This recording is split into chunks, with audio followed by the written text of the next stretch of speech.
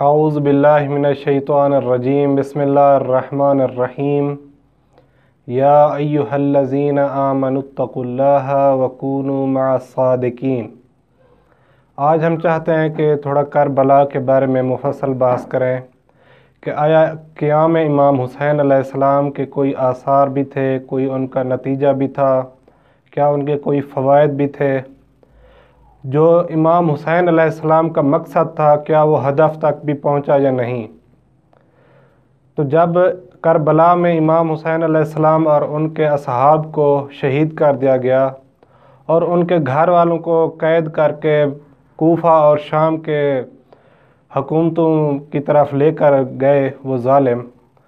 تو وہاں پر جو ایک مین بات تھی ابن زیاد اور یزید میں، وہ یہ تھی کہ یہ دونوں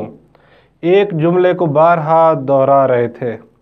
یعنی امام حسین علیہ السلام کو خدا نے قتل کیا ہے، یعنی یہ خدا کا ارادہ تھا کہ امام حسین علیہ السلام قتل ہو جائے۔ یزید بھی اس کو جب اس کے سامنے شہداء کے سر پیش کیے گئے تو وہ بھی اس کو جب لوگ مبارکیں دے رہے تھے تو وہ یہی جملہ بارہا دہرا رہا تھا اور قرآن کی آیات میں سے بھی یہی آیات پڑھ رہا تھا کہ جن کا مطلب یہی تھا کہ امام حسین علیہ السلام کو خدا نے قتل کیا ہے، یعنی یہ خدا کا ارادہ تھا۔ یہ ایک نظریہ ہے جس کو نظریہ جبر کہا جاتا ہے، یعنی ہم جو بھی کام کرتے ہیں اچھا کرتے ہیں یا برا، کیونکہ خدا نے ہمیں طاقت دی ہے اسی لیے خدا ہم سے یہ کام کرواتا ہے۔ تو یہ نظریہ غلط ہے۔ خدا نے ہمیں طاقت دی ہے لیکن اختیار بھی دیا ہے۔ خدا نے اب مجھے طاقت دی ہے، میں اچھا کام کروں یا برا کام کروں، یہ اب میرے اختیار میں ہے۔ لیکن جو بھی یہ کہتا ہے خدا نے طاقت دی ہے تو اچھا برا بھی خدا کرواتا ہے، یہ ٹھیک نہیں ہے، یہ عقلی طور پر بھی ٹھیک نہیں ہے۔ میرے اندر طاقت ہے، میرے اندر اختیار بھی ہے،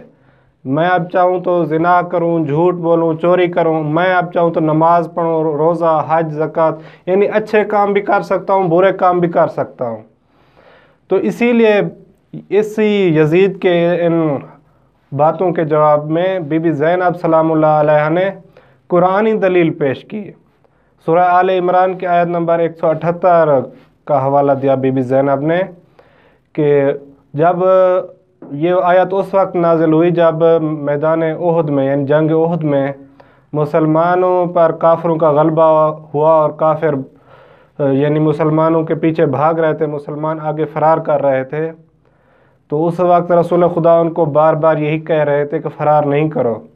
لیکن پھر بھی مسلمان بھاگ گئے اور ظاہراً مسلمان جنگ ہار گئے۔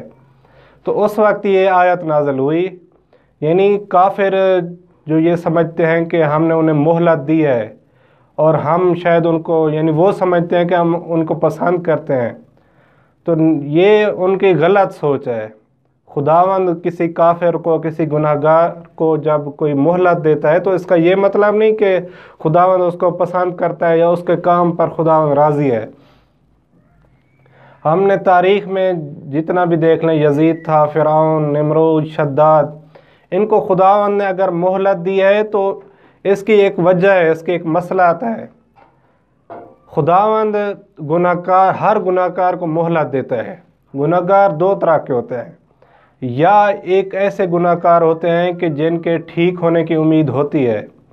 یا ایسے ہوتے ہیں کہ جن پر خداوند حجت تمام کرتا ہے تاکہ یہ پھر قیامت والے دن یہ بہانہ نہ بنائے کہ ہمیں مہلت نہیں دی گئی تھی، اگر ہمیں مہلت دے دیتے تو ہم کیا پتہ ٹھیک ہو جاتے ہیں۔ جن کے ٹھیک ہونے کی امید ہے وہ مثلاً خود کربلا میں ہم دیکھ لیں، جناب ہور تھے، انہوں نے امام حسین علیہ السلام کے لشکر کو روکا تھا، ان کا کوفے سے رخ ہٹا کر کربلا کی طرف جناب ہور نے کر دیا، لیکن بعد میں خود یہی توبہ کر کے امام حسین علیہ السلام کے قدموں میں اپنی جان پیش کر کے تاریخ کی عظیم ترین شخصیت بن گئے ہیں جناب ہور۔ اسی طرح جناب زہیر ابن کین کی ہم مثال لے لیں، وہ بھی پہلے کسی اور مذہب کے یعنی اعتقاد رکھتے تھے اور ان کی سوچ بھی اور تھی، لیکن جب اہل بیت کے راستے میں آئے اور اہل بیت کے گھرانے کی طرف آئے تو ان کا یعنی اتنا عظیم رتبہ بن گیا تاریخ میں کہ آج تک امت اس رتبے پر افتخار کرتی ہے۔ تو بعض ایسے ہوتے ہیں کہ جن کے یعنی ٹھیک ہونے کی امید ہوتی ہے، بعض ایسے ہوتے ہیں کہ جن کے ٹھیک ہونے کی امید ہی نہیں ہوتی، وہ پھر ساری زندگی پھر ان پر خداوند جتنا بھی ان کو مہلت دیتا ہے تو ان کے یعنی ساری حجتیں ان پر تمام ہو جاتی ہیں۔ جب یزید نے یہ باتیں کی تو بی بی زینب نے یہی آیت پیش کی کہ خداوند نے مہلت دی ہے کافروں کو، اور کافر یہ نہ سمجھیں کہ ان کو مہلت مل گیا اور خدا ان کے امر پر راضی ہے۔ یہاں پر ہم دیکھتے ہیں کہ امام حسین علیہ السلام کے قیام کے کیا فوائد ہیں۔ سب سے پہلا جو فائدہ ہے وہ یہ ہے کہ امام حسین علیہ السلام کے قیام سے جب یعنی اس کا واقعہ کربلا سے پہلے لوگوں نے دین اسلام کو یہ سمجھا ہوا تھا، جس طرح بنو امیہ نے پیش کیا تھا سارے یہی سمجھتے تھے کہ یہی اسلام ہے، جیسا کہ شام میں شروع سے ہی بنو امیہ کی حکومتیں تھیں، وہاں پر جو بھی مسلمان ہوتا تھا وہ سب کے سب یہی سمجھتے تھے کہ اسلام یہی ہے، ظلم، زیادتی، لوگوں کے مال کو غصب کرنا، زبردستی حکومتیں کرنا، یعنی اور جتنے بھی خرابیاں یہ کرتے تھے اور بدمعاشیاں کرتے تھے بنو امیہ والے، وہ سب کے سب ان کو اسلام کے چہرے سے دیکھتے تھے، یعنی یہ اسلام میں یہ چیزیں ہونی چاہیے یا ہیں یہ اسلام میں۔ لیکن امام حسین علیہ السلام کے قیام سے یہ واضح ہو گیا کہ اہل بیت علیہم السلام کا دین اور ہے، بنو امیہ کا دین اور ہے، یعنی ان بنو امیہ کا اصلی دین سے کوئی دور تک کا واسطہ بھی نہیں تھا۔ یہ تو فتح مکہ کے موقع پر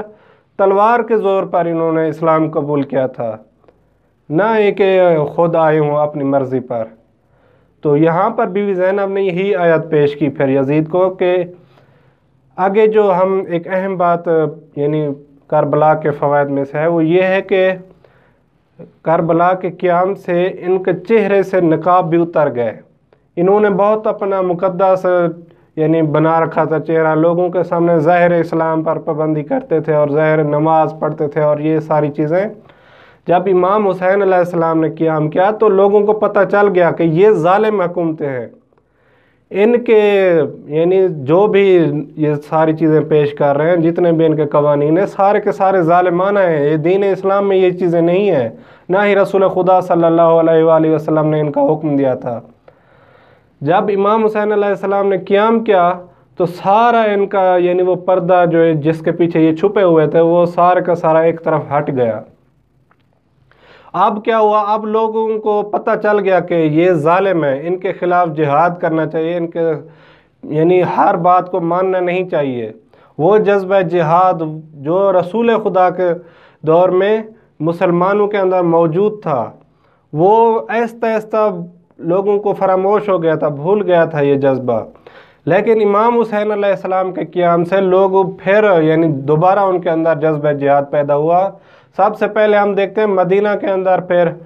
عبداللہ بن حنظلہ کا قیام دیکھتے ہیں، پھر عبداللہ ابن زبیر کا، پھر توابین کا، پھر جناب مختار کا، پھر جناب زید کا، یعنی پھر یہ قیاموں کا سلسلہ شروع ہو گیا۔ لوگوں نے پھر ان ظالم حکومتوں کی پیروی چھوڑ دی، پھر یہ بنو عباس والوں نے بھی قیام کیا۔ البتہ یہ شروع میں اہل بیت کا یعنی دعویٰ کرتے تھے کہ ہم اہل بیت کے یعنی اہل بیت کی ہی محبت سے انہوں نے یہ کام شروع کیا تھا۔ خود مدینہ کے قریب ایک شہر تھا جو شروع میں انہوں نے آباد کرنا چاہا ہاشمیہ کے نام سے، لیکن بعد میں وہ ختم ہو گیا۔ پھر انہوں نے اپنا پائے تخت یعنی اپنا وہ حکومتی جو نظام ہوتا ہے وہ پھر بغداد لے آیا، اور پھر بغداد یعنی پھر چینج ہوتے رہ گئے۔ تو مطلب یہ ہے کہ یہ بھی اہل بیت کی محبت کا دعویٰ لے کر لوگوں کو انہوں نے گمراہ کیا۔ خود ہی انہوں نے بنو عباس والوں نے بنو امیہ سے زیادہ ظلم کیا، یعنی بنو امیہ سے بھی زیادہ اماموں کو بنو عباس والوں نے قتل کیا ہے۔ لیکن ایک جو سلسلہ تھا جہاد کا وہ شروع ہو چکا تھا۔ ان کے آگے انشاءاللہ ہم وضاحت کریں گے۔ آج کے لیے ہم اتنا ہی آپ کے سامنے پیش کرتے ہیں۔ اگلے آنے والے دروس میں ہم یہ بیان کریں گے کہ کس طرح امام حسین علیہ السلام نے اس باطل چہرے کو ہٹایا اور کیا ان کے قیام کے اور فوائد تھے۔ انشاءاللہ ہم اپنے اگلے دروس میں بیان کریں گے۔ والسلام علیکم ورحمۃ اللہ وبرکاتہ۔